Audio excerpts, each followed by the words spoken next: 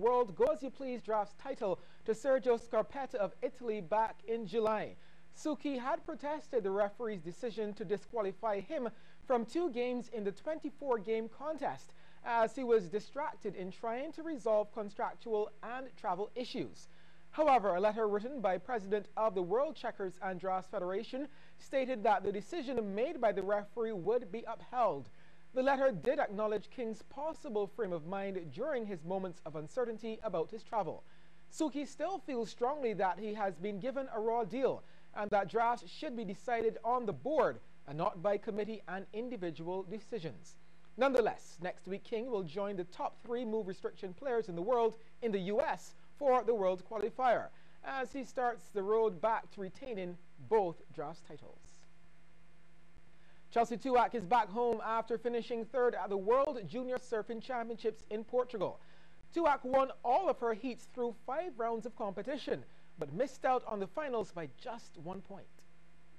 The 3rd best junior surfer in the world returned home just before 3 this evening, a little disappointed that she didn't make it to the final 2. It's nice to come 3rd again. Not what I was really looking for. I definitely wanted to make it into the final, but I'm glad that I could take home another 3rd place for Barbados, and it's just making me more eager to have an even better year next year. Okay, so how close do you think you were to reaching that final?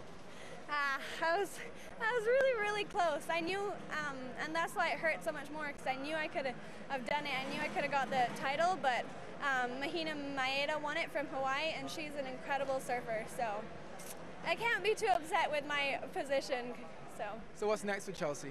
I'm going home, and I'm going to be training at Soup Bowl for the next week, because 13th to the 16th we're having our own ASP Pro Junior down here at Soup Bowl, so I've been preparing for that. I hope that we have good waves, and I heard that both the men's and the women's event is filled up, so we're having a lot of competitors, 24 girls and something like 140 boys, so it's going to be a great event, and I hope to take the win here. Deacon's men have ended the Goddard's Enterprises Senior Volleyball Knockout first round as the top seeds after winning last night at the Wildy Gym. Now in the process, they eliminated Cormier with a 5-set victory. This Deacons-Cormier matchup was postponed from earlier in the season. Now at that time, Deacons was leading 2-1 at 19-16 in the 4th.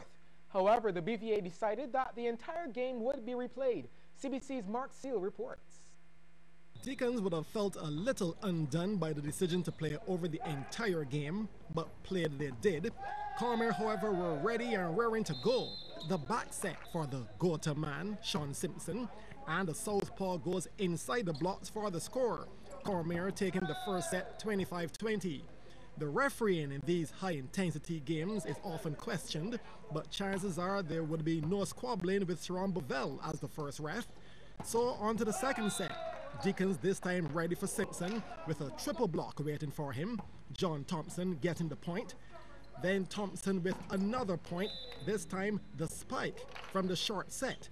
Deacons taking the set at 19 to level it at 1-all. 3rd set, Simpson deciding that if he can't go through the triple team, then he'll go over them. Sheldon Roach, the national libero, couldn't come up with the dig. Roach, though, would get some payback, not on defense, but on offense. Deacons gaining the advantage on this point, and Roach gets the outside set, which he splits the 2 defenders. But it would be Cormier who would take this 3rd set at 23, Kenji Matthews with the point. And with the game on the line, Cormier leading 2-1, Deacons wasted no time getting back on even terms, making the 4th the easiest set of them all, winning it 25-17. Roach blocking Simpson twice on this play alone. On to the 5th and deciding set. Cormier won the first point. Deacons made it 1-all, thanks to this Kyle Brown cross-court spike that Rene Archer was a little too far back to dig. In this scenario, Cormier predictably went through Simpson. After all, if it ain't broken, why fix it? But Barker and Claudie Thompson were waiting for him. Who they weren't waiting for was Raphael Lovell.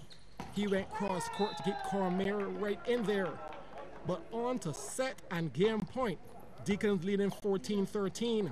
Eventually, it would be Simpson versus Thompson. Thompson with the block. 15-13 for Deacons for them to take the game 3-2. Mark Seal, CBC Sports. Thanks, Mark. The men's and women's semi-finals are set for tomorrow. In the men, Deacons will play against Juniors while Progressive take on Foundation United. And on the women's side, it will be Deacons against Rockets and Warrens versus the club.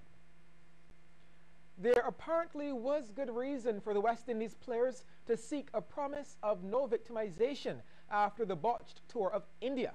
It was revealed today that Windies Test captain Dinesh Ramdin was reportedly barred from practicing with the Trinidad and Tobago team ahead of last Friday's meeting between the WICB, WIPA and the players. Now, the attorney for some of the players, Ralph Thorne QC, told CBC's Andy Thornhill that although the incident happened before the agreement of no victimization, it showed that the players' fears were understandable.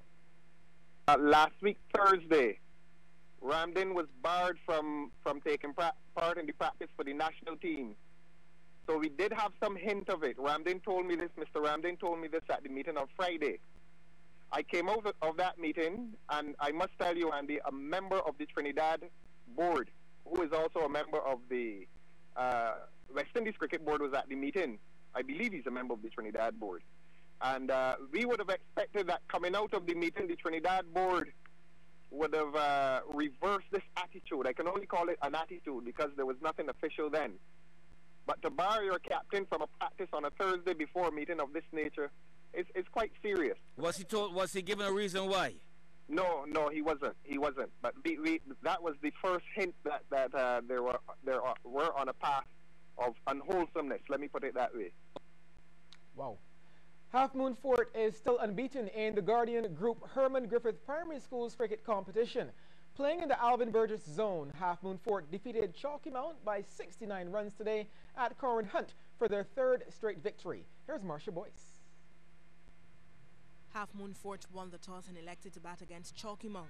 Openers Tyrell Murphy and Jaquan Ben started cautiously, putting on 19 runs in the first 5 overs. But first change bowler Taquan Prescott would break up this pair. Ben bowled for 7, Half Moon Fort 20 for 1. Terrell Corbin took up the attack from the northern end, and he also struck in his first over. Slight miscommunication, but all's well in the end as Prescott took the catch to remove Tyrese Jordan for 2. Half Moon Fort 23 for 2. Chalky Mount were missing 2 of their frontline bowlers for this game and found it difficult to make further inroads in the Half Moon Fort batting lineup, with Murphy looking to build a partnership with Rashad Greenidge. Fours were hard to come by on this ground with a thick outfield holding up the ball on each occasion. Murphy missing out again by a mere few feet. These two were looking good, putting on 31 runs, but just after the water break, Greenidge, possibly looking to push on, swings and misses to be bowled by Corbin for 9. Half Moon Fort now 54 for 3. The captain, Jamari Ben, joined Murphy at the crease. He also tried to keep up the scoring rate, having to settle for just 2 as the ball holds up once again. Ben made 6 before he was bowled by Brent, who had switched ends. Half Moon Fort 65 for 4. Chalky Mount soon struck again, with Corbin getting his 3rd wicket. Taki Herbert bowled for 4. Half Moon Fort now 78 for 5. Opener Murphy was still holding up his end, finally getting the first boundary of the innings, driving Prescott back down the ground. Murphy and Luke Ward would take Half Moon Fort past the 100 mark with that single. But Ward wouldn't see things through to the end, unfortunately hitting his wicket on 4.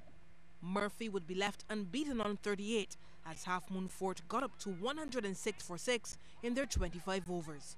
Marcia Boyce, CBC Sports. Thanks, Marcia. Chasing 107 to win, Chalky Mount were held to 37 for 7 in their 25 overs. Jamari Ben, Terrell Murphy and Ian Thomas took 2 wickets each. Early days yet, but the Houston Rockets are one of the hottest teams in the NBA this season. The Rockets are 4-0 at the start